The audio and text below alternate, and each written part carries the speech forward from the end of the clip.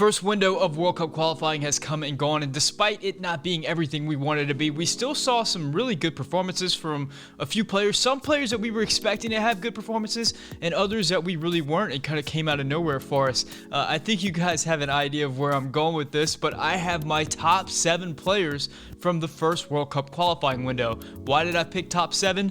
Because that's what I wanted to do, and it's my channel, so I can pick top 7 if I want. All that and more on this episode of the Yank Report. What's up? My name is Sam. Welcome to the Yank Report, the show we talk about the U.S. men's national team with our brand new logo. If you enjoy the video, please remember to hit that subscribe button, and if you really want to go over the top to support the channel, we do have memberships available now. You can click that join button at the bottom. You'll have access to some really cool badges. You'll be able to get to some perks like seeing the videos before everybody else. Things like that. You're under no obligation to do so. The best way to support the channel, of course, is to hit that like button. Now let's get to number 1, and I think it comes as no surprise to anybody out there. If you're familiar with me at all, in my opinion of this team, it's going to be Tyler Adams. I mean, Tyler Adams was one of 3 players to play 90 minutes in every game, and everywhere he played, whether it was in the middle of the park or at right back later on in that weird Honduras game, he was incredible, and he gave an incredible effort. Not a perfect player by any stretch, but his ability to shut down counterattacks from the opposition, to anticipate attacks before they happen, his ability in the tackle is just tremendous, and also his leadership on the field. He wasn't the captain for all 3 games. I believe he was only captain once, but he really carried that captain's mentality with him throughout. In my interview with Meg Swanek, she mentioned that during all the press conferences, no matter what was going on with the team around him, Tyler Adams remained impenetrable and remained steadfast. There's been a lot of quotes come out from different Tyler Adams interviews throughout this World Cup qualifying window. He was just a tremendous player both on and off the field for this squad. Even though things were going crazy, Tyler Adams has been a rock. And I think, we said during the Nations League that Tyler Adams was the most important player on this national team. I think he proved that. And he showed that, regardless if it's home or away, if it's a cush game going in expecting 3 points, or if it's one with absolute chaos with the whole world crumbling around him, Tyler Adams is a player that we can rely on throughout this World Cup qualifying process. Tyler Adams is an absolute monster, and if you want to follow all of his games and never miss any news about Tyler Adams, the best way to do so is by downloading the app that is the sponsor for today's video, OneFootball. OneFootball is the perfect companion app for the soccer fan out there because it'll keep you up to date on all your favorite players, your favorite leagues, your favorite teams, all that sort of thing. You'll never miss a kickoff. You'll never not know what happened in a game. For a free download of the app, you can click the link in the description, and by doing so, you can go in and follow the player that you want to follow. Maybe it's Tyler Adams, and you'll know when RB Leipzig kicks off, if he's in the lineup, how he did in that game, all that good stuff right on your phone. By downloading the OneFootball app, you'll not only be getting all the latest news and information about your favorite players right to your phone, you'll also be supporting the Yank Report directly, and you'll be supporting a company that supports content creators like me to help me do this thing for you guys. So thank you to OneFootball, and let's get back to the video. Number 2 is a player that I wasn't exactly anticipating to be in this position, a player that's kind of come out of nowhere within the last 5 months for the national team, and that's Miles Robinson. Miles Robinson, of course, made that splash with a really impressive Gold Cup performance where we saw his physicality and his ability to distribute the ball. Of course, he's not on like a Thiago Silva level of ball distribution, but as far as the U.S. men's national team goes, he can certainly get the job done there. But really, it's his one-on-one defending. And his athletic ability. I don't know how many times, especially in that Honduras game, I saw maybe balls go in behind, and Miles Robinson just like a burst of lightning would get back on defense and seemingly be able to outrun anybody to get to a ball and make a tackle. I remember, in that Switzerland window, and before that, the U.S. was struggling with transition attacks and getting balls played over the top. But with the return of Tyler Adams to the lineup, and of course Miles Robinson and his speed and his athletic ability, that's really been completely shut down. Anything that goes over the top of the U.S. men's national team back line is Miles Robinson's ball. We've also seen what he can do as an aerial threat. Of course, he didn't put away that header against El Salvador that would have just changed this window completely for this team. But outside of that, he's been a threat in the box and just seems like a player that comes to play every single game. He played every single minute in this window, and we definitely needed him to.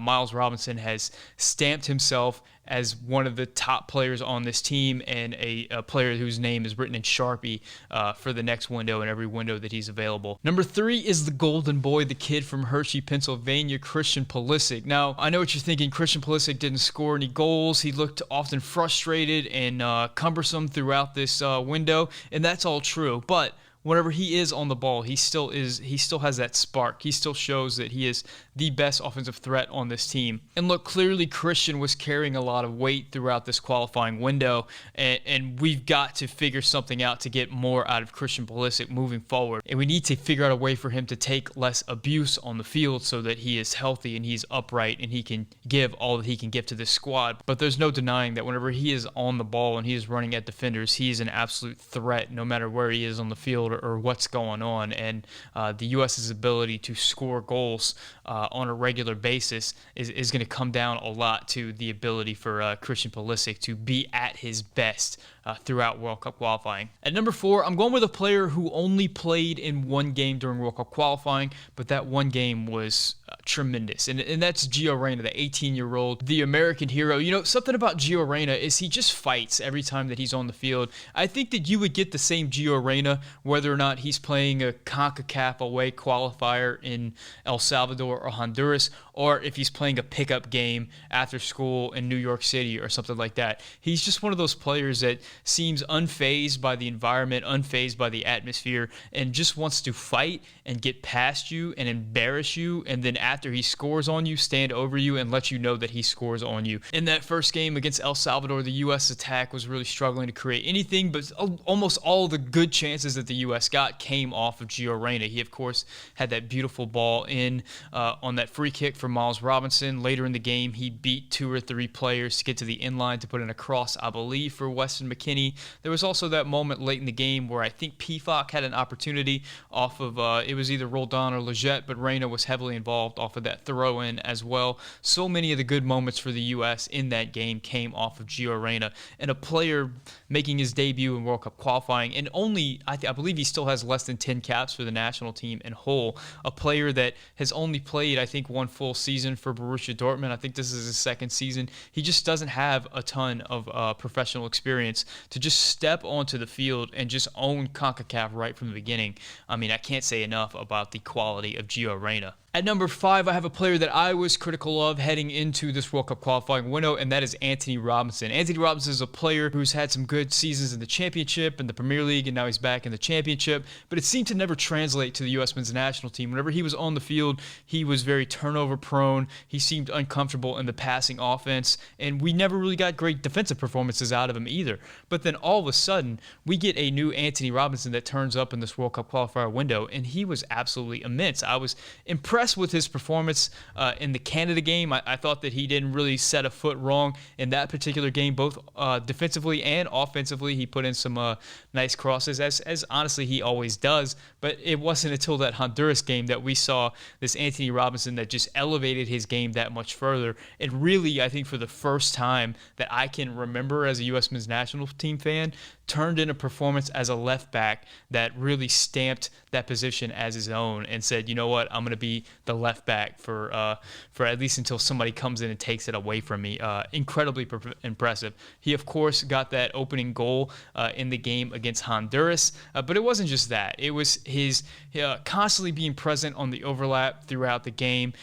Whenever he got the ball at his feet, it was always forward, and he was always threatening. It was always dangerous. He seemed to provide a spark, not just with his play on the field, but also in the leadership side of things. He is, of course, one of the older players on this roster, believe it or not. I believe he's only 24, but that still makes him kind of an elder statesman on this team. So for all that, I was incredibly impressed by Anthony Robinson. I think that it is his job at left back moving forward, at least for the near future, and I count him as one of the top players on this squad that I would write his name in pen right now, and he starts every moment that he's available for the next few World Cup qualifiers. At number 6, I have a man that kind of had some ups and downs throughout this World Cup qualifier, and that is Aronson. In the first game against El Salvador, he was started as one of those 8s and just never really got into that game. He seemed to be shell-shocked a little bit by the environment that he was in, and he was just physically out-muscled in that game.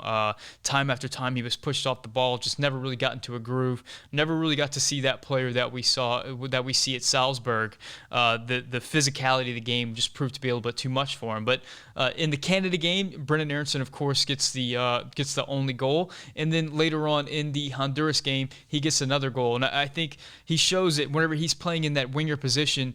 First of all, he's got an engine that just doesn't quit, and he's going to chase everything down. He's an absolute monster in the press, but whenever he does get in and around the box, he can find space, and whenever he gets an opportunity, he can put it away.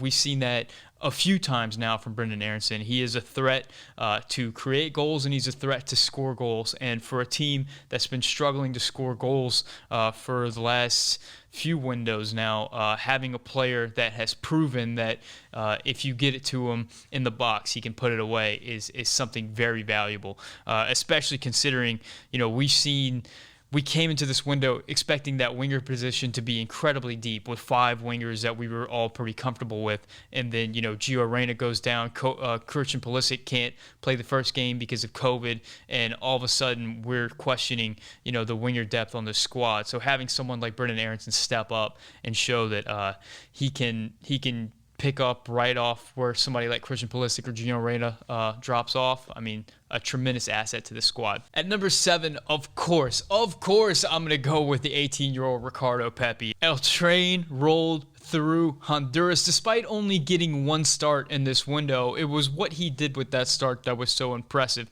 And, a lot of people have said the first half of his game was kind of ho-hum against Honduras, and it was. He had some moments where, he had that big opportunity in the first half with that bouncing ball that he would have been an incredibly difficult chance, but he could have put that away. That would have been huge. And, he kind of got pushed around a little bit in the hold-up play in that first half, but in that second half, he came out and just really dominated that 45 minutes of the game. He was his hold-up play led to a goal that Christian Pulisic was able to create. He later scored a goal on his own and was just dangerous. He was goal dangerous throughout that game, and I think that's something that we haven't seen from a U.S. men's national team forward that I can even recall. Maybe when Clint Dempsey was playing forward was the last time that we really had a goal-dangerous forward playing for the U.S. men's national team. I think that's something massive, and I think that we can't understate how important and how much that'll change the team, just knowing that there's a striker up top that you can get the ball to that will create opportunities that can put half chances away. We talk so much about players like Josh Sargent and Pflock just like not capitalizing on half chances and just, they had opportunities, but they weren't able to put them away. Maybe if you have someone like Pflock in there, where maybe every third or fourth one of those half chances actually goes in, suddenly the U.S. is not pressing so much. Suddenly things are a little bit more relaxed. Suddenly players like Christian Pulisic maybe don't feel like they need to take on the whole world, and they're playing a little bit more cohesive and as a team moving forward. I think that just Ricardo Pepi as an 18-year-old, what he was able to come into and what he's going to mean to this team moving forward is just absolutely massive, and I'm really excited to see. I'm definitely on the Pepi train, and I'm just as excited as everybody else for what he brought to this team. Now, that's my top 7, and, you may be noticing there's a lot of players missing from this list that we might have expected. Serginho Dest, he did have a good game against Canada, but that was following up a really bad game against El Salvador, so I didn't want to include him on this list despite, he had a good game against Canada and he gets injured, which isn't his fault. Maybe he comes out against Honduras and is tremendous, but we didn't get to see that. John Brooks, of course, has been kind of lambasted by the fan base for his performance throughout these qualifiers. He was at fault in the Canada goal, and he was at fault in the Honduras goal. Just not the play that you want to see from your talismanic center back that's supposed to be the linchpin of your defense moving forward. Of course, I'm not ready to throw the baby out with the bathwater with John Brooks. There's more to this player moving forward, and hopefully it was just a bad window, and he'll get back to himself later on. but not one of the top 7 players for me. Another guy, Weston McKennie, supposed to be a superstar on this team. We know what happened with Weston McKennie. Incredibly disappointing. Not just a young player making a mistake and jeopardizing a World Cup for his teammates, but also, Weston McKennie's supposed to be one of the leaders on this team, and he really let his team down in this window. So I'm hoping for bigger and better things to come for Weston McKennie moving forward. Another player that's been getting a lot of love but isn't on my list is Matt Turner. Matt Turner, he had some tremendous saves in the Gold Cup, and in this window, he did have some big saves against Honduras. I think he had a goal-saving save in that particular game, and I think he did help us out against Canada and did his thing in shot stopping. But I don't think that he's necessarily the far and away number 1 in Greg Berhalter's eyes. And I say that because listening to the interviews and hearing the players talk after the game about how big a blow losing Zach Steffen was for them, I think Zach Steffen might be a bigger part of this team, maybe even emotionally, than we're all thinking right now. So I wouldn't be all that surprised if Zach Steffen walks back into that number 1 spot once he comes back and is cleared for this next window. So those were my top 7 players of this World Cup qualifying window. I'm curious if you guys disagree with any of the players on my list. Do you think some guys should be lower, some guys should be higher? Do you think I'm a little too harsh on Matt Turner? I have a feeling that's going to be one that a lot of people talk about. Let me know in the comments section. As always, if you speak Spanish, déjame un comentario en español para que pueda practicar mi español with all you guys. So if you found this video enjoyable, entertaining, or whatever, please hit that like button. It helps a lot. If you're feeling extra generous, hit that join button at the bottom and join me in the members section. If you aren't yet subscribed, hit that subscribe button. This is getting to be a mouthful, guys. There's so much stuff to talk about. You can hit the notification bell too, I guess. I know a lot of you do that. And then you can be the first to comment, which is another big deal. Thank you guys so much for watching. My name is Sam, and this is the Yank Report.